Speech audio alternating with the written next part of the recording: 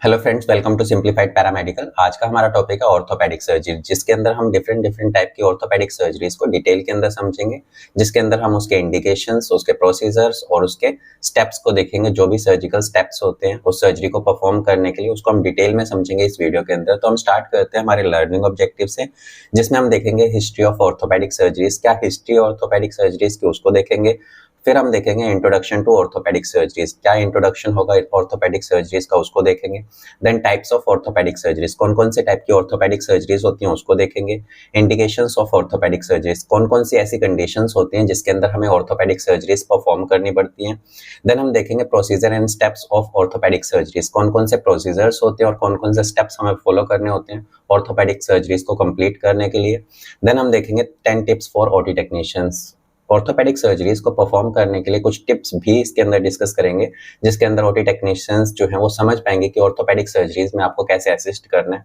तो सबसे पहले हम स्टार्ट करते हैं हिस्ट्री ऑफ ऑर्थोपेडिक सर्जरीज। तो क्या हिस्ट्री रही है ऑर्थोपेडिक सर्जरीज की, इसको हम समझ लेते हैं। तो एंशिएंट टाइम के अंदर सबसे पहले इजिप्ट और ग्रीस के जो अर्ली डॉक्टर्स थे उन्होंने स्प्लिंट्स का यूज करना स्टार्ट किया था ब्रोकन बोन्स को वापस से जोड़ने के लिए। देन रोमन एम्पायर्स में ग्लैन जो थे उन्होंने बोन इंजरीज को ट्रीट करने के अलग अलग मेथड जो है उनको डिस्क्राइब किया था। देन हमारे पास में इंडियंस के अंदर हमारे पास में सुश्रुत संहिता थी, जिसके अंदर फ्रैक्चर्स को ट्रीट करने के लिए स्प्लिंट्स और ट्रैक्शन का कैसे यूज करना है इसको डिटेल के अंदर समझाया हुआ है। देन 19 सेंचुरीज के अंदर हमारे पास में एनेस्थीसिया मशीन डेवलप होती है, जिसकी वजह से हम pain free complex surgeries perform कर पा रहे थे। उसके बाद में कुछ एंटीसेप्टिक्स मेथड्स का यूज होने लगा था, जिसको इंट्रोड्यूस किया था जोसेफ लिस्टर ने, जिसकी वजह से इन्फेक्शन के चांसेस को कम कर दिया गया था ड्यूरिंग सर्जरी। देन कुछ इंटरनल फिक्सेशंस का यूज किया था, जैसे मेटल प्लेट्स का, और कुछ स्क्रू का यूज किया था ब्रोकन बोन्स को वापस से जोड़ने के लिए। देन 20th सेंचुरी के अंदर हमारे पास में प्रोस्थेटिक्स का यूज करने लगे थे, हम कुछ इम्प्लांट्स का यूज करने लगे थे बोन्स को रिपेयर करने के लिए, बोन्स को वापस से जोड़ने के लिए, ठीक है। देन उसके बाद में कुछ मिनिमली इन्वेसिव प्रोसीजर्स भी स्टार्ट हो गए थे, जिसके अंदर हम कैमरे का यूज करते थे बोन को रिपेयर करने के लिए, ओके, जिसकी वजह से फास्टर रिकवरी होती थी, क्योंकि वो मिनिमली इन्वेसिव प्रोसीजर होता था तो जल्दी हीलिंग हो जाती थी उसकी वजह से। देन मॉडर्न एरा के अंदर हम एडवांस एमआरआई और सीटी स्कैन्स का यूज करते हैं डायग्नोस करने के लिए, ताकि हमें पता चल पाए कि प्रॉब्लम क्या है बॉडी के अंदर, उसके अकॉर्डिंग हम जल्दी से ट्रीट कर पाए। तो हम एमआरआई और सीटी स्कैन्स का यूज करने लगे थे मॉडर्न एरा के अंदर। देन उसके बाद में रोबोटिक असिस्टेड सर्जरी भी परफॉर्म होने लग गई थी, तो हम रोबोट्स का भी यूज करने लग गए थे सर्जरीज को परफॉर्म करने के लिए, जो कि बहुत ज्यादा एक्यूरेटली हम परफॉर्म कर पा रहे थे, ओके। देन उसके बाद में कुछ बायोलॉजिकल रिसर्च, जैसे कि स्टेम सेल्स की रिसर्च होने के बाद में हम क्या कर रहे थे, जो भी ब्रोकन बोन्स या फिर जो भी डैमेज्ड बोन है उनको वापस से रीजनरेट कर पा रहे थे, और देन उसके बाद में उसको हीलिंग के प्रोसेस में यूज कर पा रहे थे। तो आपको अगर स्टेम सेल्स के बारे में डिटेल में समझना है तो इससे रिलेटेड आपको वीडियो जो है वो डिस्क्रिप्शन में मिल जाएगी, ओके। नेक्स्ट हम स्टार्ट करते हैं इंट्रोडक्शन टू ऑर्थोपेडिक सर्जरीज। तो ऑर्थोपेडिक सर्जरीज क्या होती हैं इसको हम समझ लेते हैं इसके अंदर। तो सबसे पहले हम डेफिनेशन में देखते हैं, ए surgical procedure that focus on musculoskeletal system. एक ऐसा प्रोसीजर, एक ऐसा सर्जिकल प्रोसीजर जिसके अंदर हम फोकस करते हैं मस्कुलोस्केलेटल सिस्टम के ऊपर, जिसमें हमारी मसल और बोन्स दोनों के ऊपर हम फोकस करते हैं। इसके अंदर हम कुछ इश्यूज को एड्रेस करते हैं। कौन कौन से इश्यूज को, जैसे कि बोन से रिलेटेड कोई प्रॉब्लम है उसको भी देखते हैं, जॉइंट से रिलेटेड कोई भी प्रॉब्लम है तो भी हम ऑर्थोपेडिक सर्जरीज के अंदर उसको ट्रीट करने का काम करते हैं, लिगामेंट से रिलेटेड इश्यूज को, टेंडन से रिलेटेड इश्यूज को और मसल से रिलेटेड इश्यूज को हम ट्रीट करने का काम करते हैं ऑर्थोपेडिक सर्जरीज के अंदर। जिसकी वजह से हमारा एम क्या होता है इनको ट्रीट करने का, हमारा एम होता है इंजरीज को करेक्ट करना, करेक्ट डिफॉर्मिटीज, कोई भी डिफॉर्मिटीज है उनको ठीक करना, ट्रीट डिजीज, कोई भी मस्कुलर स्केलेटल सिस्टम से रिलेटेड कोई भी डिजीज है उसको ट्रीट करना। Then improve patient mobility, patient की मोबिलिटी को इम्प्रोवाइज करना कि पेशेंट मूव करे अच्छे से। देन उसके बाद में रिड्यूस पेन, और एट द एंड हमारा मेन टारगेट होता है कि उस कंडीशन को ट्रीट करना जिसकी वजह से उसे पेन फील हो रहा है मस्कुलोस्केलेटल सिस्टम के अंदर, ओके। तो ये हमारे इश्यूज थे मस्कुलोस्केलेटल सिस्टम से रिलेटेड, और हमारा एम क्या होगा उनको ट्रीट करना, ओके। तो ये पूरा का पूरा इंट्रोडक्शन है हमारे ऑर्थोपेडिक सर्जरीज का, जिसके अंदर हम मस्कुलोस्केलेटल सिस्टम के ऊपर फोकस करते हैं, उनके बोन, जॉइंट, लिगामेंट, टेंडन और मसल्स को रिपेयर करने के लिए, ताकि हम उनकी इंजरीज को करेक्ट कर पाएं, डिफॉर्मिटीज को करेक्ट कर पाएं, डिजीज को ट्रीट कर पाएं, पेशेंट की मोबिलिटी को ट्रीट कर पाएं, देन पेन को रिड्यूस कर पाएं, ठीक है। देन उसके बाद में हम देखते हैं types and classification are based on. तो अगर हम ऑर्थोपेडिक सर्जरीज की टाइप्स एंड क्लासिफिकेशन की बात करें तो किस तरीके से उनको क्लासिफाई किया जाता है, कौन कौन से टाइप्स हो सकते हैं, किसके ऊपर डिपेंड करता है। तो डिपेंड किस किस चीजों पे करेगा वो देखते हैं।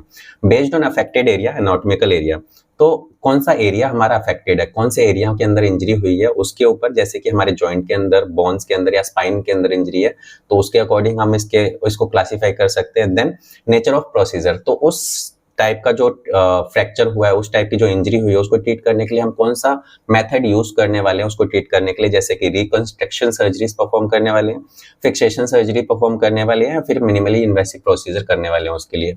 तो इन बेसिस के ऊपर हम ऑर्थोपेडिक सर्जरीज को क्लासीफाई कर सकते हैं। ओके, नेक्स्ट हम देखते हैं टाइप्स ऑफ ऑर्थोपेडिक सर्जरीज। कौन कौन से टाइप की ऑर्थोपेडिक सर्जरीज हो सकती है उसको देखते हैं।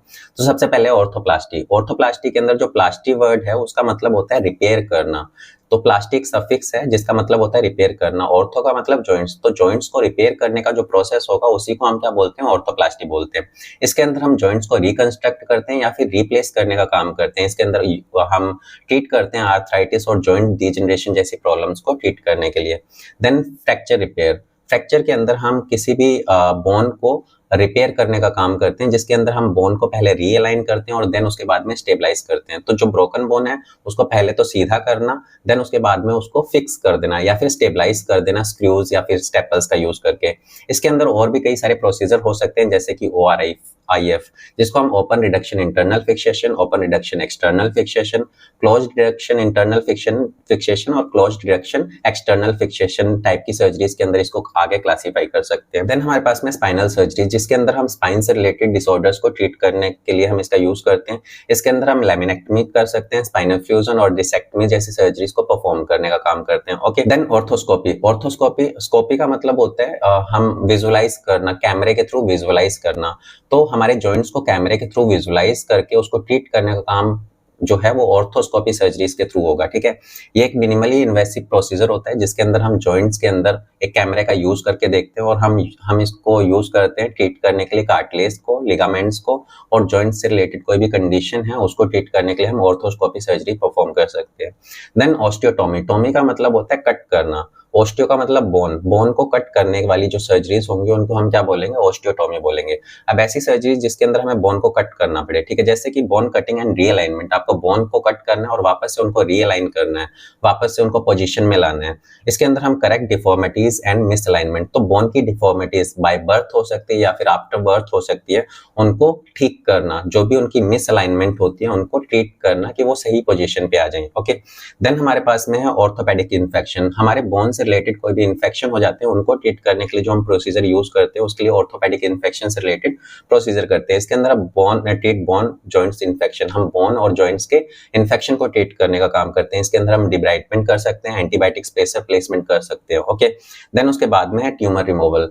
हमारे बोन के अंदर अगर कोई ट्यूमर हो जाते हैं तो उनको रिमूव करने के लिए जो सर्जरी परफॉर्म होती है उनको हम ट्यूमर रिमूवल सर्जरीज बोलते हैं। इसके अंदर हम क्या कर सकते हैं, बायोप्सी ले सकते हैं, रिसेक्शन कर सकते हैं, क्यूट्रेस कर सकते हैं और बोन ग्राफ्टिंग जैसे प्रोसीजर कर सकते हैं। देन हमारे पास में टेंडन एंड लिगामेंट रिपेयर। तो हमारे जो डैमेज टेंडन और लिगामेंट होते हैं, टेंडन का काम होता है मसल्स और बोन को आपस में कनेक्ट करना।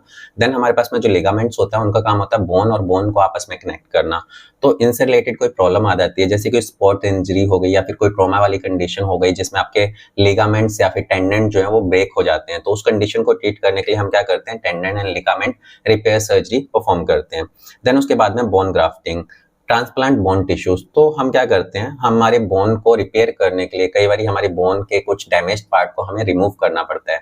रिमूव करने के बाद में उनकी जगह पे दूसरे हमें ग्राफ्ट का यूज करना पड़ता है उसको हील करने के लिए। तो ऐसी सर्जरीज को हम क्या बोलते हैं, बोन ग्राफ्टिंग सर्जरीज बोलते हैं। और इसके अंदर हम ऑटोग्राफ्ट, एलोग्राफ्ट और सिंथेटिक मटेरियल का यूज कर सकते हैं उसको रिपेयर करने के लिए। ओके, तो ये हमारे कुछ टाइप्स ऑफ ऑर्थोपेडिक सर्जरीज थी। ओके, नेक्स्ट हम देखते हैं क्लासिफिकेशन ऑफ ऑर्थोपेडिक सर्जरीज। तो हमने अभी टाइप्स देखे थे, अब हम इसके क्लासिफिकेशन को देखेंगे कि हर एक टाइप के अंदर कौन कौन से टाइप के प्रोसीजर्स परफॉर्म हो सकते हैं।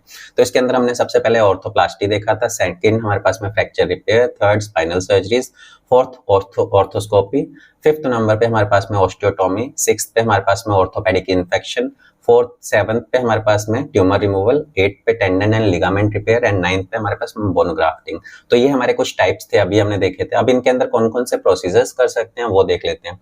तो ऑर्थोप्लास्टी के अंदर हम टोटल हिप रिप्लेसमेंट THR बोलते हैं, देन टोटल नी रिप्लेसमेंट जिसको हम TKR बोलते हैं। देन शोल्डर ऑर्थोप्लास्टी जिसके अंदर हम शोल्डर को रिपेयर करने का काम करते हैं।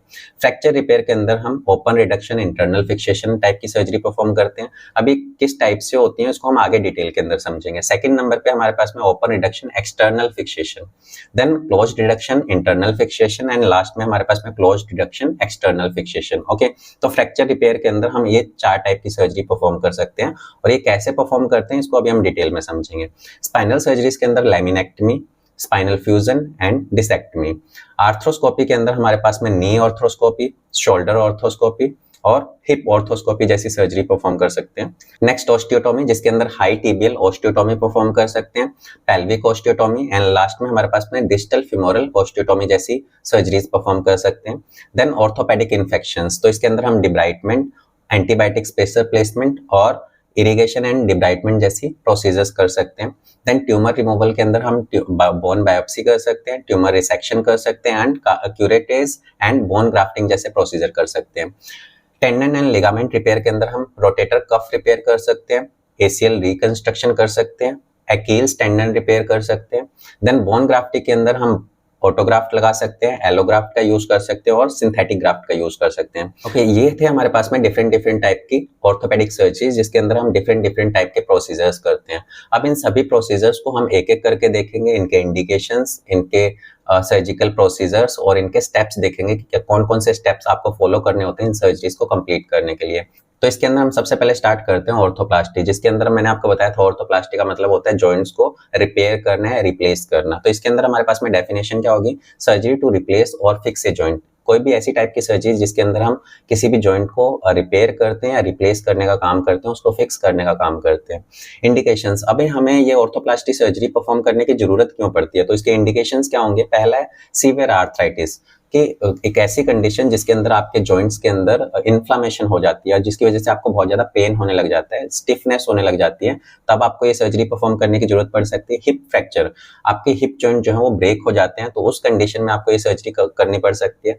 जॉइंट डीजनरेशन, आपके जॉइंट जो है वो सही तरीके से काम नहीं कर पाते हैं, तो इस वजह से आपको ये सर्जरी परफॉर्म करनी पड़ती है। जैसे कि आपके एज बढ़ने के साथ साथ में आपके जॉइंट जो है वो वीक हो जाते हैं, जिसकी वजह से आपको ये सर्जरी परफॉर्म करनी पड़ सकती है। तो इसके अंदर हम देखते हैं कॉमन प्रोसीजर। तो ऑर्थोप्लास्टी सर्जरी के अंदर कौन कौन से कॉमन प्रोसीजर थे उनको हम देख लेते हैं।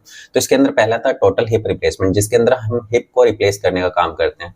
तो ये आपका हिप जॉइंट है जिसके अंदर आपका बॉल एंड शॉकेट जॉइंट है। जब आपका ये बॉल एंड शॉकेट जॉइंट जो है वो एज के साथ साथ में डीजनरेट होने लगता है या फिर डैमेज होने लगता है, तो आपको पेन फील होगा। तो इसको ठीक करने के लिए हम क्या करते हैं, इस जॉइंट को रिप्लेस कर देते हैं। हमारे पास में क्या होते हैं, कुछ प्रोस्थेटिक होते हैं, उनका यूज करते हैं और उसको इस तरीके से रिपेयर कर देते हैं। ठीक है, तो एक तरीके से हिप जॉइंट को रिपेयर करने का काम करते हैं। सेकंड नंबर पे हमारे पास में टोटल नी रिप्लेसमेंट, जिसके अंदर हम नी जॉइंट को रिपेयर करने का काम करते हैं। सेम प्रोसीजर होता है, एज के साथ साथ में क्या होता है, आपके जो नी जॉइंट्स होते हैं वो डैमेज होने लगते हैं, उनके बीच में साइनोवियल फ्लूइड खत्म हो जाता है और जॉइंट्स के बीच में फ्रिक्शन होने लग जाती है, जिसकी वजह से आपको पेन फील होता है जब भी आप मूवमेंट करते हो। तो ऐसी कंडीशन में हम क्या करते हैं, ये जो डैमेज्ड एरिया होता है इसको कट करके हटा देते हैं और इसकी जगह पे हम क्या करते हैं, कुछ इम्प्लांट्स का यूज करते हैं, जैसे कि मेटल प्लेट का यूज कर दिया, प्लास्टिक स्पेसर का यूज कर लिया, फिमोरल कंपोनेंट का यूज कर लिया। इन सभी को यहाँ पे ऐड कर देते हैं ताकि फ्रिक्शन ना हो वहां पे जॉइंट्स के बीच में। तो इस तरीके से आप जो है total knee replacement surgery perform कर सकते हो। थर्ड नंबर पे हमारे पास में शोल्डर ऑर्थोप्लास्टी, इसके अंदर हम क्या करते हैं, शोल्डर को रिपेयर करने का काम करते हैं। जब भी ये आपका एक नॉर्मल शोल्डर जॉइंट है जहाँ पे अगर आर्थ्रोसिस जैसी कंडीशन, जहाँ पे क्या होता है आपको पेन फील होने लगता है या फिर एक्स्ट्रा ग्रोथ हो जाती है वहाँ पे, तो इस डैमेज्ड एरिया को रिमूव करने के बाद में हम क्या करते हैं कि इम्प्लांट्स लगा देते हैं इसके अंदर, जो कि वापस से इसको कनेक्ट करने का काम करती है। इसको हम क्या बोलते हैं, शोल्डर ऑर्थोप्लास्टी बोलते हैं। ओके, या फिर शोल्डर जॉइंट को रिपेयर करने का काम करते हैं। देन प्रोसीजर स्टेप्स, आपको इस टाइप की सर्जरी जो ऑर्थोप्लास्टिक, स्पेशली ऑर्थोप्लास्टिक सर्जरीज को अगर आपको परफॉर्म करना है तो कौन कौन से स्टेप्स फॉलो करने पड़ते हैं। तो इसके अंदर हम देखते हैं सबसे पहले इंसिजन, जिस भी एरिया के ऊपर आप सर्जरी परफॉर्म करने जा रहे हो वहां पे एक कट लगाओगे। दूसरे नंबर पे प्रिपरेशन ऑफ बोन, आपको क्या करना है, जो भी इसके अंदर हमने देखा ना, इस सभी के अंदर आपके जो बोन्स होते हैं वो डैमेज हो जाते हैं, तो आपको क्या करना है, जो भी डैमेज बोन और कार्टिलेज होते हैं उनको कट करके रिमूव करना है। थर्ड नंबर पे इम्प्लांट्स, तो क्योंकि आपने बोन्स को कट करके रिमूव किया तो आपको कुछ इम्प्लांट्स भी लगाने पड़ेंगे उनकी जगह पे। तो यहाँ पे क्या करोगे, आप जो न्यू इम्प्लांट्स होंगे या जो न्यू जॉइंट्स होंगे उनको इनके अंदर प्लेस करोगे। देन क्लोजर, आप क्या करोगे, वो प्लेस करने के बाद में आप स्टिचेस या फिर स्टेपल्स का यूज कर सकते हो जहां पे भी आपने कट लगाया। ओके, तो इस तरीके से ऑर्थोप्लास्टिक सर्जरीज जो होती हैं उनको हम परफॉर्म करते हैं। देन हम बात करते हैं फ्रैक्चर रिपेयर। तो फ्रैक्चर रिपेयर सर्जरीज जो है वो क्या होती हैं उसको देखते हैं। डेफिनेशन, ऐसी सर्जरी जो कि ब्रोकन बोन्स को फिक्स करने का काम करे उनको हम बोलते हैं फ्रैक्चर रिपेयर सर्जरीज। इंडिकेशंस, हमें ये सर्जरीज कब परफॉर्म करने की जरूरत पड़ेगी, तो इसके अंदर सबसे पहले कॉम्प्लेक्स फ्रैक्चर, तो ऐसे फ्रैक्चर जो बहुत ज्यादा कॉम्प्लेक्स हो वहां पे आपको सर्जरी की जरूरत पड़ेगी। नेक्स्ट है डिस्प्लेसमेंट फ्रैक्चर, ऐसे फ्रैक्चर जिसके अंदर आपकी बोन्स जो है वो सही जगह पे नहीं होती, उनको वापस से उनके प्लेस पे लाने का काम करते हैं।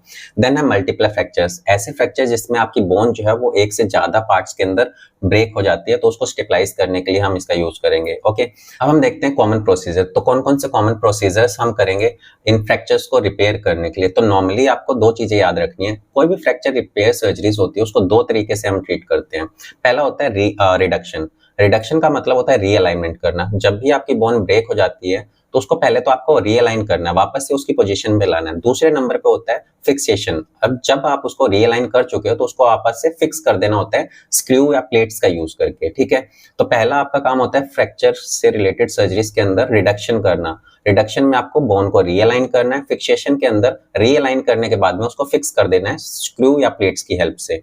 अब ये जो रिडक्शन होता है ये दो टाइप का हो सकता है। कौन सा? पहला होता है क्लोज्ड रिडक्शन और दूसरा होता है ओपन रिडक्शन। क्लोज्ड रिडक्शन के अंदर आपको स्किन को कट नहीं करना होता है, ओपन रिडक्शन के अंदर आपको स्किन को कट करना होता है वो बोन को रीअलाइन करने के लिए।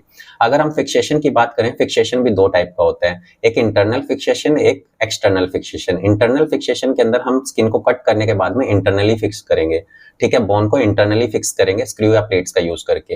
एक्सटर्नल फिक्सेशन के अंदर हम बोन को फिक्स करने के लिए बाहर से ही उसको फिक्स करेंगे कुछ फ्रेम्स का यूज करके। ठीक है, जैसा कि आपको डायग्राम के अंदर दिखा रखा है, यहाँ पे आपने क्या किया, एक्सटर्नली फिक्स किया बोन को ट्रीट करने के लिए, यहाँ पे आपने इंटरनली फिक्स किया है। ठीक है, इन दोनों कंडीशन में आपने इंटरनली फिक्स किया है, ये दोनों कंडीशन में आपने क्या किया, बोन को एक्सटर्नली फिक्स किया है।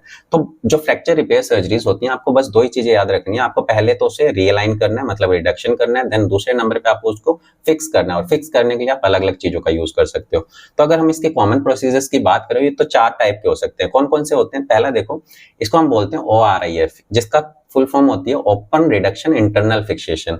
मतलब कि इसका मतलब क्या होगा, आपको ओपन रिडक्शन मतलब आपको स्किन को ओपन करना पड़ेगा, फिर उसको बाद में उसको रीअलाइन करना पड़ेगा बोन को, मतलब अपनी पोजीशन पे वापस से लाना पड़ेगा। Then use internal devices. यहाँ पे इंटरनल फिक्सेशन का क्या मतलब है, इंटरनल डिवाइस का यूज करना है, जैसे कि प्लेट्स का, स्क्रूज का। तो आपको डायग्राम में दिख रहा होगा, आपको अगर इस टाइप की सर्जरी करनी है तो पहले तो आपको स्किन के ऊपर कट लगाना पड़ेगा, ओपन करना पड़ेगा। ओपन करने के बाद में आपको क्या करना पड़ेगा, वहां पे बोन को रीअलाइन करना है, रीअलाइन करने के बाद में आपको प्लेट्स का यूज करना है और स्क्रूज का यूज करना है, इस तरीके से बोन को रिपेयर करने के लिए, फ्रैक्चर को रिपेयर करने के लिए। ओके, सेकंड नंबर पे हमारे पास में आती है OREF, जिसका फुल फॉर्म होता है ओपन रिडक्शन एक्सटर्नल फिक्सेशन। तो इसके अंदर हमें क्या करना पड़ेगा, स्किन को ओपन करना पड़ेगा। तो यहाँ पे आपको देखो, यहाँ पे आपने एक कट लगाया हुआ है, यहाँ पे स्किन के ऊपर पहले आपने कट लगाया, बोन को क्या किया, रीअलाइन किया। रीअलाइन करने के बाद में यूज्ड एक्सटर्नल डिवाइसेस, आपने एक्सटर्नल डिवाइस का यूज किया, metal frame outside the skin. तो यहाँ पे हमने क्या किया, पहले तो कट किया, बोन को रीअलाइन किया, रीअलाइन करने के बाद में हमने इसको एक्सटर्नली फिक्स किया है। इसी वजह से इसका नाम क्या है, ओपन रिडक्शन एक्सटर्नल फिक्सेशन। हमने ओपन किया स्किन को और एक्सटर्नली फिक्स कर दिया। ओके, देन उसके बाद में थर्ड नंबर पे हमारे पास में क्लोज रिडक्शन इंटरनल फिक्सेशन। अब इसके अंदर आपको क्या करना है, realign bone without opening the skin. आपको बोन को रीअलाइन करने के लिए या रीपोजिशन करने के लिए स्किन के ऊपर कट लगाने की जरूरत नहीं होती, आपको बाहर से ही उसे क्या करना पड़ता है, रीअलाइन करना पड़ता है। जैसे शोल्डर डिसलोकेशन हो गया तो आपको कट नहीं करना, आप बाहर से ही उसको वापस से नॉर्मल पोजीशन पे ला सकते हो। देन उसके बाद में क्या करते हैं, यूज इंटरनल डिवाइसेस, और कुछ इंटरनल डिवाइस का यूज करते हो उसको फिक्स करने के लिए। जैसे मान लो थोड़ा सा क्रैक आ गया है तो आपने के वायर्स का यूज कर दिया उसको फिक्स करने के लिए, ठीक है, इंटरनली। देन हम बात करते हैं क्लोज रिडक्शन एक्सटर्नल फिक्सेशन। इसके अंदर हम क्या करते हैं, realign bone without opening the skin. हमने देखो यहाँ पे कोई कट नहीं लगाया हुआ है, तो उसके बाद में हम क्या करते हैं, हमने रीअलाइन किया बोन को, वापस से अपने पोजीशन पे लाते हैं बाहर से ही। देन उसके बाद में यूज करते हैं एक्सटर्नल डिवाइस। हम एक्सटर्नल डिवाइस का यूज करते हैं, जैसे मेटल फ्रेम का आउटसाइड द स्किन। हम स्किन के बाहर से क्या करते हैं, मेटल फ्रेम का यूज करते हैं उसको फिक्स करने के लिए। तो आपने क्या किया, जो ब्रोकन बोन है उसके ऊपर से और उसके नीचे से क्या किया, मेटल फ्रेम का यूज किया उसको वापस से फिक्स करने के लिए। तो ये हमारे पास में कुछ फ्रैक्चर को रिपेयर करने वाली सर्जरीज थी, जो कि 4 टाइप की होती हैं। तो आपके माइंड में जब भी फ्रैक्चर रिपेयर सर्जरीज आती हैं तो आप कुछ इस तरीके से इनको याद कर सकते हो, ठीक है। देन उसके बाद में प्रोसीजर स्टेप्स। अब इनके अंदर आप इन सर्जरीज को परफॉर्म कैसे करोगे, क्या स्टेप्स होते हैं इन सर्जरीज को परफॉर्म करने के, वो देखते हैं। तो इसके अंदर सबसे पहले क्या करोगे, इंसिजन एंड एक्सपोजर। तो अब इन सर्जरीज के अंदर अगर आपको ट्रीट करना है तो आपको इंसिजन देना पड़ेगा और उन बोन्स को एक्सपोज करना पड़ेगा। अब एक्सपोज किसको करना है, सिर्फ ORIF और OREF, जिसमें आपको स्किन को ओपन करने की जरूरत पड़ती है, क्लोज्ड वाले में नहीं, ओपन वाले में। Open reduction, internal fixation, open reduction, external fixation वाले में, जिसमें आपको स्किन को कट करके एक्सपोज करने की जरूरत पड़े। Open the skin to see the fracture, हमें यहाँ पे फ्रैक्चर को देखने की जरूरत पड़ती है। सेकंड, रिडक्शन, आपको क्या करना है, put the bone pieces in the right place. तो आपको रीअलाइन करने के लिए क्या करना पड़ेगा, जो भी बोन ब्रेक हुई है उसको वापस से अपनी नॉर्मल पोजीशन पे लेकर के आना, ठीक है। देन उसके बाद में फिक्सेशन, तो जब आपने पहले स्किन को ओपन किया, वापस से उसके पोजीशन पे लाए, देन उसके बाद में आपको फिक्सेशन करना है। फिक्सेशन के लिए आप क्या करोगे, आप plate, screw, road, external fixators का यूज कर सकते हो उसको स्टेबल करने के लिए, ओके। देन आपको क्या करना है, क्लोज कर देना है। किसको क्लोज करोगे, जो ओपन टाइप की सर्जरीज थी जिसमें हमें स्किन को कट करने की जरूरत पड़ रही है, वहां पे आपको स्टिच लगाने की जरूरत पड़ेगी, ठीक है। तो इस टाइप की fracture removals, fracture repair surgeries के अंदर आपको क्या करना पड़ेगा, इस टाइप के स्टेप्स को फॉलो करना पड़ेगा सभी टाइप की सर्जरीज के अंदर, ओके, फ्रैक्चर से रिलेटेड। देन हम बात करते हैं स्पाइनल सर्जरीज। स्पाइनल सर्जरीज के अंदर हम क्या करते हैं, डेफिनेशन देखते हैं। Surgery to fix problem in spine, spine के अंदर जो भी प्रॉब्लम्स आती हैं उनको फिक्स करने के लिए हम क्या यूज करते हैं, स्पाइनल सर्जरीज यूज करते हैं। अब स्पाइन के अंदर कौन कौन सी प्रॉब्लम्स आ सकती हैं उसको देखते हैं। तो इसके अंदर आपकी जो एक नॉर्मल डिस्क होती है वो कुछ इस तरीके से होती है, जो कि 2 वर्टिब्रास के बीच में कुशनिंग का काम करती है, मतलब वहां पे एक तरीके से कुशन प्रोवाइड करती हैं, 2 वर्टिब्रास के बीच में फ्रिक्शन नहीं होने देती है। इसके अलावा ये जो है वहां पे शॉक एब्जॉर्बर की तरह काम करती है, एक इलास्टिसिटी की तरह काम करती है और फ्लेक्सिबिलिटी प्रोवाइड करती है। आप फ्लेक्सिबल हो पाते हो इस डिस्क की वजह से, आप मूव कर पाते हो, आपकी जो स्पाइनल कॉर्ड है या फिर स्पाइनल बोन्स है वो मूव कर पाती है इन डिस्क की वजह से। अब इन डिस्क के अंदर अगर प्रॉब्लम हो जाती है तो इसकी वजह से क्या होता है, आपको बैक पेन होने लगता है, आपको बहुत ज्यादा पेन फील हो सकता है, ठीक है, आपकी बॉडी मूव नहीं कर पाएगी। तो क्या क्या प्रॉब्लम्स आ सकती हैं, पहला डीजनरेटिव डिस्क। तो एज के साथ साथ में क्या होता है, ये डिस्क जो है वो डीजनरेट होने लग जाती है, ये जो है अपना फंक्शन सही से परफॉर्म नहीं कर पाते हैं। दूसरा है बल्जिंग डिस्क। बल्जिंग डिस्क के अंदर क्या होता है, आपकी जो डिस्क होती है वो वीक हो जाती है। वीक होने के बाद में क्या होता है, एक पोर्शन जो है वो साइड में निकल जाता है इस तरीके से। अब ये साइड वाला पोर्शन होता है, ये कई बार क्या होता है, आपकी नर्व, जो स्पाइनल नर्व्स होती है उनको प्रेस करने लगता है, दबाने लगता है, जिसकी वजह से आपको पेन फील होने लगता है, तब आपको स्पाइनल सर्जरीज करनी पड़ सकती है। दूसरा हार्निएटेड डिस्क।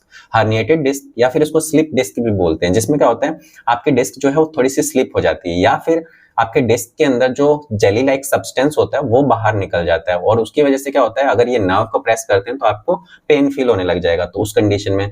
देन उसके बाद में ओस्टियोफाइट फॉर्मेशन। ओस्टियोफाइट फॉर्मेशन के अंदर आपके जो वर्टिब्रास होते हैं उसमें एबनॉर्मल बोनी ग्रोथ होने लग जाती है, जिसकी वजह से आपकी जो डिस्क होती है और ज्यादा डैमेज हो जाती है और आपके बोन्स के बीच में फ्रिक्शन बढ़ जाती है, जिसकी वजह से आपको और ज्यादा पेन फील होगा, तब आपको ये सर्जरीज परफॉर्म करनी पड़ सकती है।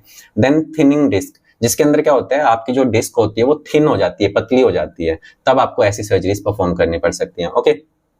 अगर हम इसके इंडिकेशंस की बात करें तो इसके अंदर हमारे पास में हार्निएटेड डिस्क, जिसके अंदर आपकी डिस्क जो है वो नर्व को प्रेस कर सकती है, उस कंडीशन में। स्पाइनल स्टेनोसिस, आपका स्पाइनल कैनाल जो है वो नैरो हो जाए, छोटा हो जाए, उस कंडीशन में।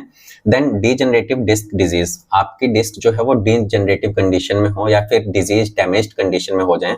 Worn out disc causing pain, ऐसी डिस्क जो कि बाहर निकल जाए, आपको पेन फील करवाएं, तो उस कंडीशन में आपको ये सर्जरीज परफॉर्म करनी पड़ेंगी। नेक्स्ट हम देखते हैं कॉमन प्रोसीजर। तो स्पाइनल सर्जरी से रिलेटेड कौन कौन से कॉमन प्रोसीजर हो सकते हैं, इसके अंदर सबसे पहले लैमिनेक्टमी। हम क्या करते हैं, एक वर्टिब्रा के एक पार्ट को रिमूव कर देते हैं जो जिसकी वजह से आपके नर्व के ऊपर प्रेशर आ रहा था। अगर नर्व के ऊपर प्रेशर आ रहा है तो आपको वहां पे पेन फील होगा, तो आप क्या करते हो, लेमिनेक्टमी के अंदर हमारे स्पाइनल वर्टिब्रास का जो लेमिना वाला पोर्शन होता है उसको रिमूव कर देते हैं। जैसे कि ये वाला जो पोर्शन है उसको हम लेमिना बोलते हैं। तो इसकी वजह से अगर यहाँ पे प्रेशर, मान लो ये लेमिना था, इसकी वजह से क्या हो रहा था, यहाँ पे प्रेशर पड़ रहा था, जिसकी वजह से नर्व जो है वो प्रेस हो रही थी, आपको पेन फील हो रहा था। आपको क्या करना है, इसके अंदर ये जो लेमिना वाला पोर्शन है, जो ये बोन है, इसको आपको रिमूव कर देना है ताकि नर्व के ऊपर प्रेशर ना आए और आपको पेन फील ना हो, ठीक है। तो इसी को हम क्या बोलते हैं, लेमिनेक्टमी बोलते हैं। दूसरा spinal fusion, join two or more vertebra to stabilize the spine। हमें कई बार स्पाइन को स्टेबलाइज करने के लिए जब आपकी डिस्क थिन हो जाती है, तो उस कंडीशन में पेन ना हो तो क्या करते हैं, उन दोनों डिस्क को आपस में दोनों जो वर्टिब्रास होती है उनको फ्यूज कर देते हैं, ठीक है, ताकि ऐसी प्रॉब्लम ही ना हो। तो उसको हम क्या बोलते हैं, स्पाइनल फ्यूजन बोलते हैं, जिसमें 2 या 2 से ज्यादा वर्टिब्रास को हम एक साथ में फ्यूज कर देते हैं, जैसे कि इस टाइप के इसमें आपको दिख रहा होगा, ये जो 2 वर्टिब्रास है इनको आपस में फ्यूज कर दिया जाता है कुछ इस तरीके से। ओके, देन हम बात करते हैं डिसेक्टमी। इसके अंदर हम क्या करते हैं, remove a herniated disc to relieve nerve pressure. जो भी हमारे पास में हर्निएटेड डिस्क होती है, जो ये डिजेनरेटिव डिस्क है या फिर हर्निएटेड डिस्क होती है, उसको आपको रिप्लेस करना है एक आर्टिफिशियल डिस्क से या इम्प्लांट से, ओके, ताकि आपके नर्व के ऊपर प्रेशर ना आए। अब हम इसके प्रोसीजर की स्टेप्स की बात करें कि अगर स्पाइनल सर्जरीज आपको परफॉर्म करनी है तो आपको कौन कौन से स्टेप्स फॉलो करने पड़ेंगे। तो इसके अंदर सबसे पहला इंसिजन, जहां पे भी आपको प्रॉब्लम है, जिस भी वर्टिब्रास के पास में प्रॉब्लम है वहां पे आपको कट लगाना है। देन एक्सपोजर एंड रिमूवल, आपको क्या करना है, एक्सपोज करना है उस पार्ट को, मतलब जहां पे भी आपको सर्जरी करनी है उसको एक्सपोज करना है। देन रिमूव करना है जो भी जिस भी पार्ट के अंदर प्रॉब्लम है, जो भी डैमेज्ड पार्ट है उसको रिमूव करना है। देन स्टेबलाइज करना है, आपको क्या करना है, आपने जो भी पार्ट रिमूव करने थे रिमूव कर दिया, अब आपको क्या करना है, वहां पे अगर ग्राफ्ट लगाना है तो ग्राफ्ट लगाओगे, और कोई भी डिवाइस लगाना है डिवाइस लगाओगे, ताकि वो वर्टिब्रास को ट्रीट कर पाए उस कंडीशन के अंदर, ठीक है। देन क्लोजर, आपको क्या करना है, स्टिचेस या स्टेपल्स का यूज करना है उन कट जो आपने कट लगाया था उसको वापस से जोड़ने के लिए। ओके, नेक्स्ट हम देखते हैं ऑर्थोस्कोपी सर्जरी। ऑर्थोस्कोपिक सर्जरीज की अगर डेफिनेशन की बात करें तो एक मिनिमली इन्वेसिव प्रोसीजर होता है, जिसके अंदर हम जॉइंट्स को देखने के लिए, जॉइंट्स के अंदर देखने के लिए एक स्मॉल कैमरा का यूज करते हैं उनको फिक्स करने के लिए। तो जॉइंट्स के अंदर जो भी प्रॉब्लम्स हैं उसको फिक्स करने के लिए हम एक स्मॉल कैमरा का यूज करते हैं और उसको ट्रीट करते हैं। ओके, देन इंडिकेशंस, हमें ये सर्जरीज परफॉर्म करने की जरूरत क्यों पड़ सकती है उसको देखते हैं। पहला है परसिस्टेंट जॉइंट पेन, अगर आपको बहुत लंबे टाइम से जॉइंट पेन हो रहा है जिसकी वजह से आप चल भी नहीं पा रहे हो, तब आपको ऑर्थोस्कोपी करवा लेनी चाहिए। Then torn cartilage and ligament, अगर आपको लगता है आपके जो कार्टिलेज या लिगामेंट जो है वो डैमेज हो गए हैं तो उस कंडीशन में आपको ऑर्थोस्कोपी करवाने की जरूरत पड़ सकती है। Then loose bodies in the joints, आपके जॉइंट्स के अंदर कुछ फ्रेगमेंट जो होंगे वो आपको पेन फील करवा सकते हैं, एक्स्ट्रा ग्रोथ हो सकती है बोन की जिसकी वजह से आपको पेन फील हो रहा है, तो ऐसी कंडीशन में भी आपको ऑर्थोस्कोपी करवा लेनी चाहिए, ठीक है। नेक्स्ट इसके अंदर देखते हैं कॉमन प्रोसीजर। तो ऑर्थोस्कोपी के अंदर कौन कौन से कॉमन प्रोसीजर हो सकते हैं, इसके अंदर है नी ऑर्थोस्कोपी। इसके अंदर हम रिपेयर करते हैं मेनिस्कस को, लिगामेंट्स को और कार्टिलेज को। तो हमारे नी के अंदर इनसे रिलेटेड कोई भी इश्यूज होते हैं तो हम नी ऑर्थोस्कोपी प्रोसीजर कर सकते हैं। देन उसके बाद में शोल्डर ऑर्थोस्कोपी, इसके अंदर हम क्या करते हैं, हमारे शोल्डर के अंदर रोटेटिंग कफ जो होता है, रोटेटर कफ जो होता है उसको रिपेयर करने का काम करते हैं और लूज बॉडीज को रिमूव करने का काम करते हैं। देन एंकल ऑर्थोस्कोपी, आपके जो एंकल होते हैं उसके अंदर जो लूज बॉडीज होते हैं, जो डैमेज्ड पार्ट होते हैं उनको रिपेयर करने का काम करते हैं, और जो अगर लिगामेंट्स ब्रेक डाउन हो रखे होते हैं उनको भी हम ट्रीट करने का काम करते हैं इसके अंदर, ठीक है। तो ये हमारे पास में कॉमन प्रोसीजर हो जाएंगे। अब इसके अंदर प्रोसीजर स्टेप्स क्या होते हैं, आपको ये सर्जरी परफॉर्म करने के लिए कौन कौन से स्टेप्स फॉलो करने पड़ते हैं। इसके अंदर पहला इंसिजन, आपको स्मॉल स्मॉल कट्स लगाने हैं जॉइंट्स के अराउंड, ठीक है। देन उसके बाद में इंसर्शन, आपको क्या करना है, कैमरा और बाकी के इंस्ट्रूमेंट्स को इंसर्ट करना है उस जॉइंट के अंदर, ठीक है, क्योंकि ये ऑर्थोस्कोपी सर्जरी है। तो आपको जो छोटे छोटे कट लगाने हैं उस कट्स के थ्रू क्या करोगे, कैमरा और बाकी के इंस्ट्रूमेंट को इंसर्ट कराओगे। जैसे आपने देख रखा है ना, यहाँ पे जो 2 छोटे कट लगाए हैं, एक के थ्रू आपने कैमरा डाल दिया, एक के थ्रू आपने इंस्ट्रूमेंट डाल दिया। कैमरे के थ्रू आपको इसका इंटरनल स्ट्रक्चर देखने लग जाएगी और इंस्ट्रूमेंट के थ्रू आप वहां पे वो जो भी टिश्यूज जिनको कट करना है या रिपेयर करना है वो आप कर पाओगे। ओके, देन उसके बाद में है विजुअलाइजेशन एंड रिपेयर, आप कैमरे की वजह से वहां पे विजुअलाइज करोगे और जो भी प्रॉब्लम है उसको फिक्स करोगे। देन क्लोजर, सर्जरी परफॉर्म होने के बाद में आपको क्या करना है, स्टिचेस या स्टेपल्स का यूज करना है उनको क्लोज करने के लिए। नेक्स्ट हम देखते हैं ऑस्टियोटॉमी। ऑस्टियोटॉमी, टॉमी का मतलब होता है कट करना बोन्स को, ठीक है। ऑस्टियो मतलब बोन्स, टॉमी का मतलब कट करना। तो हम बोन्स को कट करेंगे इस टाइप की सर्जरीज के अंदर, ठीक है। तो इसमें क्या करते हैं, surgeries to cut and realign bone. तो हम क्या करेंगे, इस सर्जरीज के अंदर हम बोन को कट करेंगे और उनको वापस से रीअलाइन करने का काम करते हैं। अब ऐसी सर्जरीज हमें कब परफॉर्म करने की जरूरत पड़ती है तो उसके इंडिकेशंस देखते हैं। इसके अंदर मिस अलाइनमेंट कॉजिंग पेन और डिफॉर्मिटी, आपके अगर मिस अलाइनमेंट हो जाता है बोन्स का तो आपको पेन फील होता है, या फिर आपके बोन्स के अंदर डिफॉर्मिटी हो तब आपको पेन फील होता है। तो इसकी वजह से आपको इनको राइट पोजीशन में लाने की जरूरत पड़ती है, जिसके लिए आपको ऑस्टियोटॉमी सर्जरी परफॉर्म करनी पड़ सकती है। देन आर्थराइटिस, जिसके अंदर आपके जॉइंट्स के अंदर इन्फ्लामेशन होने लग जाती है और आपको बहुत ज्यादा पेन फील होता है, जिसकी वजह से आपको ये सर्जरी परफॉर्म करनी पड़ सकती है। Then congenital deformity, by birth आपके बोन्स जो होते हैं वो एबनॉर्मल शेप के होते हैं, जिसकी वजह से आपको ऑस्टियोटॉमी सर्जरी परफॉर्म करनी पड़ सकती है। ओके, तो इसके अंदर आप डायग्राम में भी समझ सकते हो, ये जो बोन है डिफॉर्मिटी बोन है, इसके अंदर ये काफी लंबी है। हमने क्या किया, इसमें से छोटा सा पार्ट कट किया और इसको वापस से रीअलाइन कर दिया, सही पोजीशन पे ला दिया। पहले ये टेढ़ी थी, अब आपको ये सीधी दिख रही होगी इसके अंदर, ठीक है। तो इसको सीधा करने के लिए क्या करना पड़ा, हमें एक बोन का एक छोटा सा पार्ट कट करना पड़ा जिसकी वजह से ये सीधा हो जाए, ओके। अब इसके अंदर कॉमन प्रोसीजर्स की बात करें तो कौन कौन से कॉमन प्रोसीजर्स हो सकते हैं ऑस्टियोटोमी सर्जरीज के अंदर। पहला है हाई टिबियल ऑस्टियोटोमी। हाई टिबियल ऑस्टियोटोमी के अंदर हम क्या करते हैं, कट करते हैं, रीअलाइन करते हैं टिबिया को to correct the knee alignment. हम क्या करते हैं, टिबिया को कट करते हैं और रीअलाइन करते हैं ताकि आपका नी अलाइनमेंट हो पाए, ठीक है। तो यहाँ पे देखो आपके पास में जो टिबिया वाला पोर्शन है यहाँ पे एक्स्ट्रा ग्रोथ दिख रखी है जिसकी वजह से ये टेढ़ा हो गया आपका जॉइंट, नी जॉइंट जो है वो टेढ़ा है।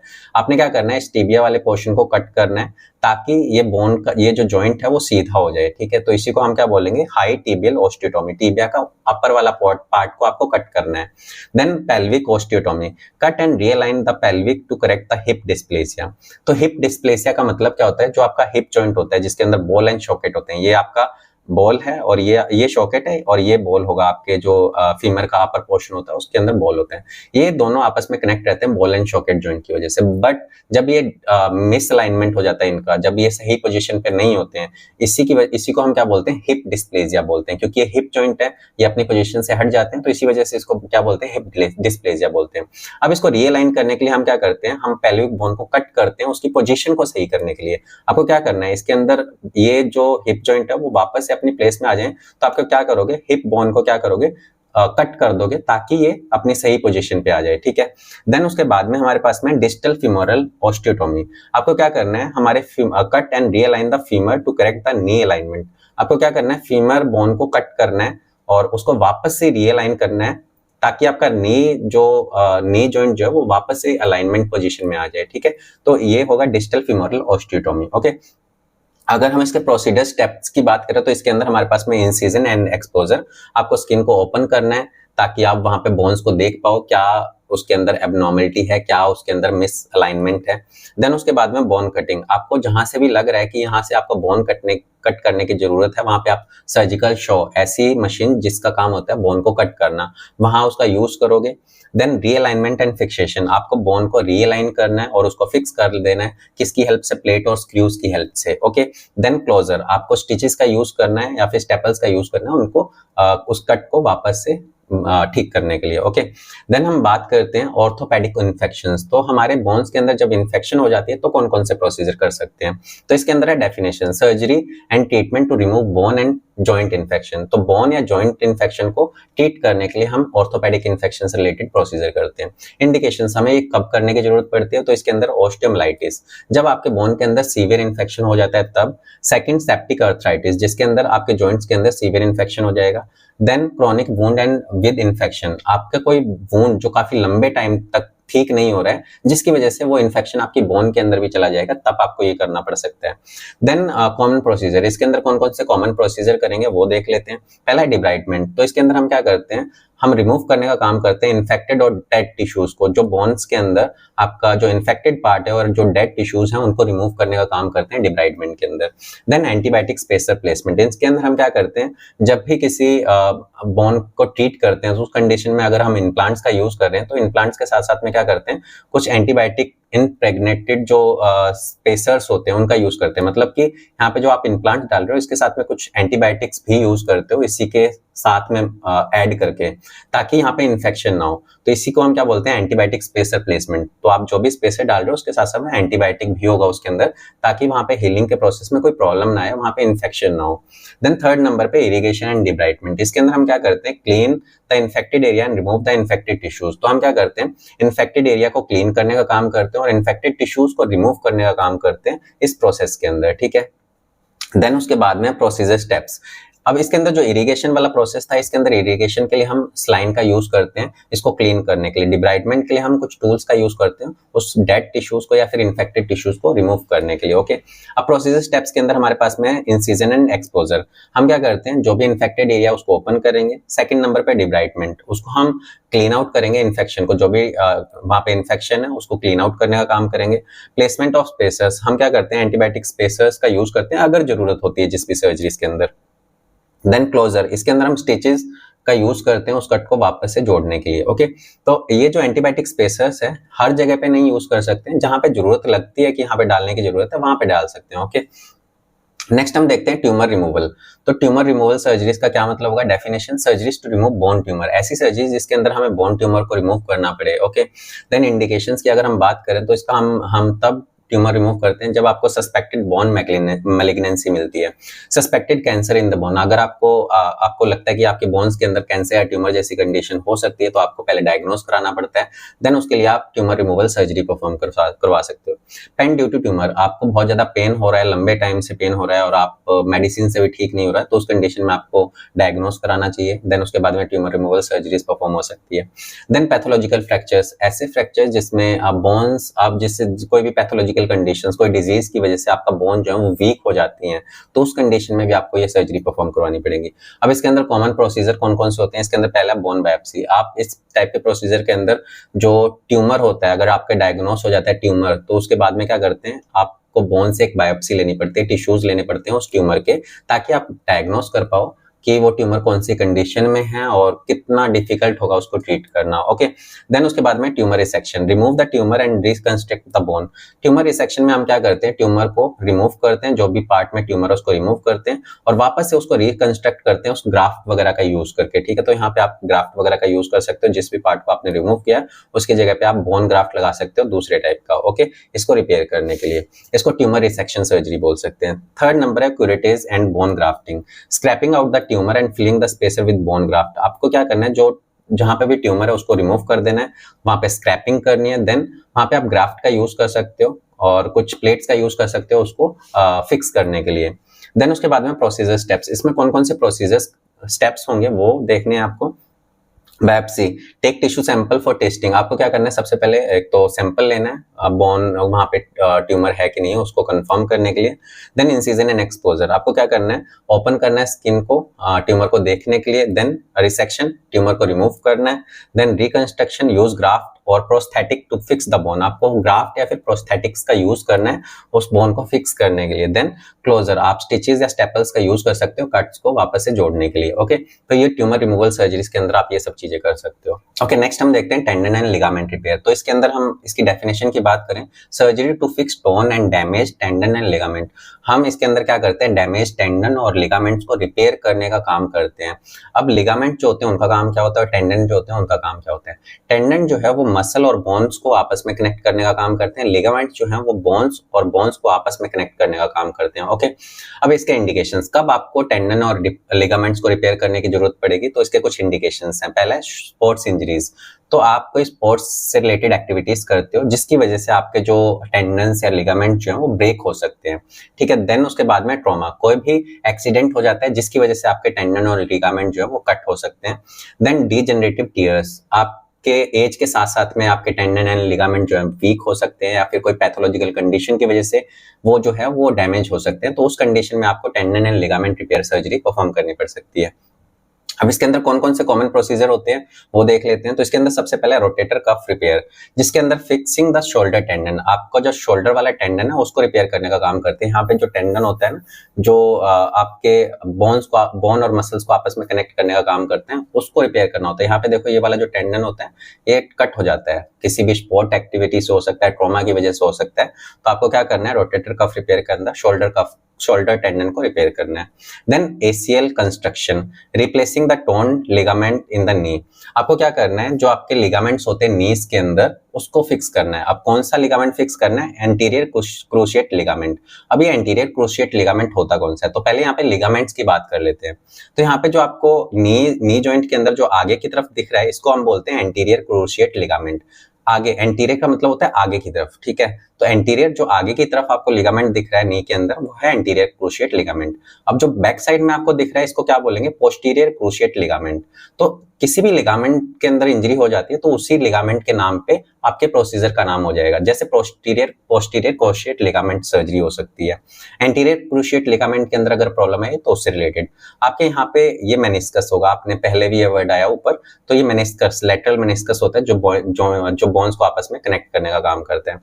अब इसके अंदर होगा क्या कि आपका एंटीरियर क्रूशिएट लिगामेंट जो है वो टियर यानी कि टूट जाएगा। तो यहाँ पे आपको दिख रहा है ना, आगे वाला जो लिगामेंट है वो क्या होगा, टूट गया है। अब इसके लिए हम क्या करते हैं, इसको वापस से जोड़ने का काम करते हैं। तो जोड़ेंगे कैसे, यहाँ पे हम क्या करते हैं, यहाँ पे स्क्रूज लगा देते हैं ऊपर और नीचे की तरफ, और यहाँ पे एक आर्टिफिशियल ग्राफ्ट का यूज करते हैं जो कि उस लिगामेंट की तरह काम करेगा, ठीक है, जो कि हमारे पास में एक आर्टिफिशियल लिगामेंट की तरह काम करेगा, जो हमारा नेचुरल लिगामेंट ब्रेक हुआ है उसको रिप्लेस करने के लिए। ओके, तो इस तरीके से हम एशियल रिकंस्ट्रक्शन कर सकते हैं। ओके, इसके अलावा हमारे पास में थर्ड नंबर पे अकील्स टेंडन रिपेयर, जिसके अंदर हम अकील्स टेंडन्स को रिपेयर करते हैं, जो कि आपके एंकल के पास में होता है, ठीक है, आपके लेग के बैक साइड में ये जो टेंडन होगा इसको रिपेयर करने का काम करते हैं।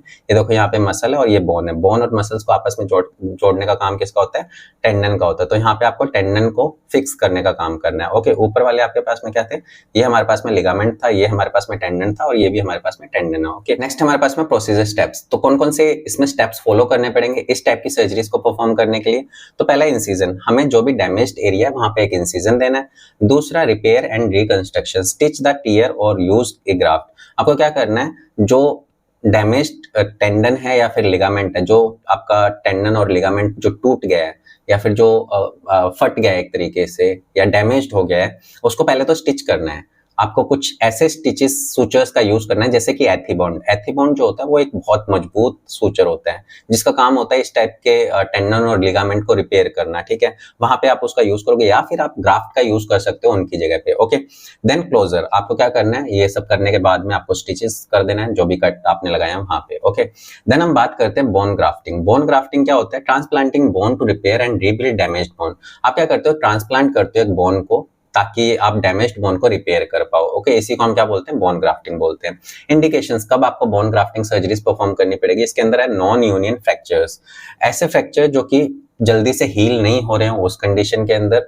Bone defect, missing bone needing reconstruction, ऐसी बोन जो कि मिसिंग हो उनको वापस से बनाने की जरूरत पड़े, वहां पे आप इसका यूज कर सकते हो। Then spinal fusion, promoting bone growth between vertebrae के बीच में जो हमने दोनों को फ्यूज करने का काम किया था, उसमें आपको बोन ग्रोथ करवानी पड़ेगी, तो वहां पे आप ग्राफ्ट का यूज कर सकते हो। तो आप इस सर्जरी इस डायग्राम में देखो, यहाँ पे आपको बोन जो है डिफेक्ट हो रखी है, यहाँ पे हीलिंग नहीं हो रही है, तो आप यहाँ पे ग्राफ्ट का यूज करके इस पूरी बोन को वापस से रीबिल्ड कर सकते हो। ओके, नेक्स्ट इसके अंदर है कॉमन प्रोसीजर। कौन कौन से कॉमन प्रोसीजर होंगे इसके अंदर, पहला autographed, using patient on bones. आपको क्या करना है, पेशेंट की खुद की बोन्स का एक पार्ट का यूज करना है जो भी डैमेज्ड एरिया है वहां पे प्लेस करने के लिए। तो आपकी बॉडी के अंदर से कहीं से एक बोन का पार्ट निकाल लेंगे और दूसरे एरिया के अंदर उसको लगा देंगे, उसको हम क्या बोलते हैं, ऑटोग्राफ्ट। दूसरा है एलोग्राफ्ट, हम क्या करते हैं, जो बोन का ग्राफ्ट होगा वो आप किसी डोनर पेशेंट से ले सकते हो। देन सिंथेटिक ग्राफ्ट, ये जो है वो हम सिंथेसाइज करते हैं या फिर आर्टिफिशियल होता है जिसको मेन मेड मटेरियल से बनाया जाता है, ठीक है, तो इस टाइप के ग्राफ्ट का भी यूज कर सकते हो बोन ग्राफ्टिंग सर्जरीज के अंदर। प्रोसीजर स्टेप्स की बात करें तो इसके अंदर हमें harvesting graft, collect bone tissue and prepare synthetic graft. आपको क्या करना है, पहले तो जो भी बोन का आप ग्राफ्ट लगाने वाले हो उसको कलेक्ट करना है, उसको प्रिपेयर करना है कि वो सही तरीके से लग पाए उसके अकॉर्डिंग। देन उसके बाद में incision and exposure, open the area needing the graft. आपको वो एरिया ओपन करना है जहां पे आपको ग्राफ्ट लगाने की जरूरत है। देन ग्राफ्ट प्लेसमेंट, आपको क्या करना है, वो ग्राफ्ट को लगा देना है सही तरीके से जिस भी साइट में डिफेक्ट था, ठीक है। देन स्टेबलाइज एंड क्लोजर, आपको क्या करना है, उस ग्राफ्ट को सिक्योर कर देना है, देन उस कट को स्टिचेस कर देने हैं, ठीक है। तो ये आपके बोन ग्राफ्टिंग से रिलेटेड प्रोसीजर्स होंगे। देन उसके बाद में हमारे पास में tips for OT technician in orthopaedic procedures. तो ऑर्थोपेडिक प्रोसीजर्स के अंदर जो ओटी टेक्नीशियंस होते हैं उनको कौन कौन सी चीजों का ध्यान रखना चाहिए, उसके लिए कुछ टिप्स हैं। क्योंकि ऑर्थोपेडिक सर्जरीज जो होती हैं वो डिफरेंट टाइप की, इतनी डिफरेंट टाइप की हैं कि उनको समझ पाना बहुत मुश्किल है कि कौन से टाइप की सर्जरीज के अंदर क्या क्या चीजें होने वाली है। तो इसके लिए हमें कौन कौन सी चीजों का ध्यान रखना चाहिए वो देखते हैं। तो इसके अंदर सबसे पहले नो द प्रोसीजर। आपको पहले तो प्रोसीजर का पता होना चाहिए, कौन सी सर्जरी परफॉर्म होने जा रही है, उसके स्टेप्स क्या होंगे, कौन कौन से इक्विपमेंट उसके अंदर यूज होने वाले हैं वो आपको पता होना चाहिए, ताकि आप उसके अकॉर्डिंग जो है तैयारी कर पाओ सर्जरी के लिए, और कौन कौन से चैलेंजेस आने वाले हैं वो भी आप पहले से ही पता कर पाओ, ठीक है। देन प्रिपेयर द रूम, आपको क्या करना है, जो भी उस सर्जरी से रिलेटेड जो भी टूल्स की जरूरत पड़ने वाली है उस सर्जरी से पहले वो सारे के सारे आपको प्रिपेयर करने हैं। Then ensure everything is sterile and ready, आपको इंश्योर करना है ऑपरेशन से पहले सारी चीजें स्टाइल और रेडी होनी चाहिए। थर्ड नंबर पे अंडरस्टैंड द पेशेंट। पेशेंट की जो मेडिकल हिस्ट्री है, कोई भी पेशेंट जब हॉस्पिटल में सर्जरी के लिए आ रहा है तो आप ओटी टेक्नीशियंस को ट्राई करना चाहिए एक बार उसकी फाइल को जरूर देखें कि उसकी मेडिकल हिस्ट्री क्या है, उसको कौन कौन सी प्रॉब्लम्स हैं, क्योंकि जब आप मेडिकल हिस्ट्री देखोगे तो आपको पता लगेगा कि पेशेंट को एक्चुअल में प्रॉब्लम क्या है और हम ट्रीट क्या कर रहे हैं, ठीक है, तो उसकी कंडीशंस का आपको पता होगा। Then this help in anticipating issue, जिससे आपको उसके अंदर जो भी इश्यूज हैं वो भी आपको पता लग पाएंगे। देन असिस्ट विद पोजीशनिंग, आपको क्या करना है, जो जब पेशेंट को प्रिपेयर कर रहे होते हैं सर्जरी के लिए तो सबसे पहले पोजीशन बनानी पड़ती है। अब क्योंकि इतने टाइप की ऑर्थोपेडिक सर्जरीज है तो सभी के अंदर आपको डिफरेंट डिफरेंट टाइप की पोजीशनिंग बनाने में उन हेल्प करनी पड़ेगी ऑपरेशन टेबल के ऊपर। Ensure the comfortable and accessible to surgeon, और आपको पोजीशन कैसी बनानी है, ऐसी पोजीशन बनानी है कि जिस साइड पे ऑपरेशन होने वाला है वो पार्ट, वो सर्जिकल साइड जो है वो सर्जन के लिए एक्सेसिबल होना चाहिए, मतलब सर्जन को वो पार्ट जो है वो सबसे इजीली एक्सेसिबल होना चाहिए, वो इस जगह पे खड़ा हो कि वो इजीली वो सर्जरी परफॉर्म कर पाए उस पार्ट की। Okay, then maintain the sterility, आपको क्या करना है, स्ट्रिक्टली हाइजीन को मेंटेन करना है ताकि सभी चीजें जो है क्लीन रहे, स्टाइल कंडीशन के अंदर रहे। आपको यूज करने हैं स्टाइल ग्लव्स और इक्विपमेंट का, ठीक है। नेक्स्ट आपके पास में handle and fixation device, be familiar with plate, screw and external fixators. तो जो भी आपको फिक्सेशन के लिए जो भी मटेरियल यूज कर रहे होते हैं, जैसे कि आपके रोड्स हो गए, प्लेट्स हो गए, मेटल के फ्रेम्स हो गए, स्क्रूज हो गए, इन सभी के बारे में आपको पता होना चाहिए कौन कौन से टाइप के होते हैं, कब कब किनका यूज करना है, कितने नंबर का यूज करना है, वो सारी चीजें पता होनी चाहिए ताकि आप डॉक्टर की हेल्प कर पाओ उस फिक्सेशन के अंदर, ठीक है। Then anticipate needs, be ready to provide instrument and supply quickly, क्योंकि आपको अगर प्रोसीजर पता है तो आपको स्टेप्स भी पता होने चाहिए, ठीक है। आपको अगर प्रोसीजर पता है तो आप स्टेप जो है वो इमेजिन कर सकते हो कि आगे क्या होने वाला है, तो उसके अकॉर्डिंग आपको क्या करना है, जो भी स्टेप्स चल रहे हैं तो आगे क्या होने वाला है उसके अकॉर्डिंग आप इंस्ट्रूमेंट भी सिलेक्ट करके जल्दी से सप्लाई कर सकते हो ताकि सर्जन के लिए स्मूथ हो जाए सर्जरीज को परफॉर्म करना। देन उसके बाद में help with documentation, record detail the procedure and implants used, आपको क्या करना है, जो रिकॉर्ड करना है उस डिटेल्स को जो भी उस प्रोसीजर के अंदर किया है और जो भी इम्प्लांट्स आपने यूज किए हैं। Not any complication and special occurrence, तो कोई भी कॉम्प्लिकेशंस आई हैं उसको ध्यान रखना है, कोई भी स्पेशल चीज आपने किया वो भी ध्यान रखना है। देन मॉनिटर स्टाइल फील्ड, आपको रेगुलरली चेक करना है जो स्टाइल एरिया जो ओटी का है उसको, अवॉइड एनी कंटेमिनेशन, आपको कोई भी कंटेमिनेशन नहीं होने देनी है। Then post procedure assist in transferring the patient to recovery, आपको असिस्ट करना है पेशेंट को रिकवरी रूम में ले जाने तक, क्योंकि आपको पता है उस सर्जरी के अंदर क्या हुआ है, स्टाफ नर्सेस को नहीं पता है या फिर जो हेल्पर्स होते हैं उन्हें नहीं पता इतना कि उस पेशेंट के ट्रांसफर के टाइम पे आपको कौन कौन सी चीजों का ध्यान रखना है। इस वजह से जो भी सर्जरी के बाद में पेशेंट होते हैं वो आपको खुद से ही जा करके उन्हें ट्रांसफर करना चाहिए। Clean and sterile instrument and dispose of waste properly, तो आपको क्या करना है, उसके बाद में जो भी इंस्ट्रूमेंट यूज हो चुके हैं उनको क्लीन करना है, स्टाइल करना है और जो भी वेस्ट निकला है उसको प्रॉपरली डिस्पोज करना है। ओके, तो ये कुछ टिप्स थे टेक्नीशियंस के लिए ताकि आप जो है असिस्ट बेटर कर पाओ सर्जन्स के साथ में। तो सर्जन्स को अगर आपको असिस्ट करना है बेटर तरीके से तो यही होता है कि आपको प्रोसीजर अगर पता है तो आप उसके अकॉर्डिंग डॉक्टर के साथ में हेल्प करवाओगे, क्योंकि डॉक्टर्स को भी पता है क्या करना है और आपको भी पता है क्या करना है, तो आपका गोल सेम होगा और अगर आपका गोल सेम है तो सही तरीके से काम होता है, ठीक है। तो आपको प्रोसीजर के बारे में पता होना चाहिए, स्टेप्स के बारे में पता होना चाहिए, तो वो सारी चीजें अगर आपको पता होंगी तो आप इजिली उसको असिस्ट कर पाओगे। Okay, thank you for watching. I hope आपको ये वीडियो इन्फॉर्मेटिव लगी होगी, जिसमें अंदर हमने ऑर्थोपेडिक सर्जरीज को डिटेल के अंदर देखा, उसकी हिस्ट्री को देखा, उसके टाइप्स को देखा, क्लासिफिकेशन को देखा, डिफरेंट टाइप के ऑर्थोपेडिक सर्जरीज को डिटेल के अंदर समझा, उसके इंडिकेशंस को, उसके कॉमन प्रोसीजर्स को, उसके बाद में हमने उसके प्रोसीजर्स के स्टेप्स को भी देखा। तो अगर आपको वीडियो इन्फॉर्मेटिव लगती है तो आप इस वीडियो को लाइक कर सकते हो, कमेंट कर सकते हो, इस चैनल को सब्सक्राइब कर सकते हो। इसके अलावा आपको इससे रिलेटेड कंटेंट जो आपको हमारे टेलीग्राम चैनल, हमारे फेसबुक, इंस्टाग्राम या फिर हमारी वेबसाइट के ऊपर मिल जाएंगे, जिसके लिंक्स आपको डिस्क्रिप्शन में मिल जाएंगे। Thank you.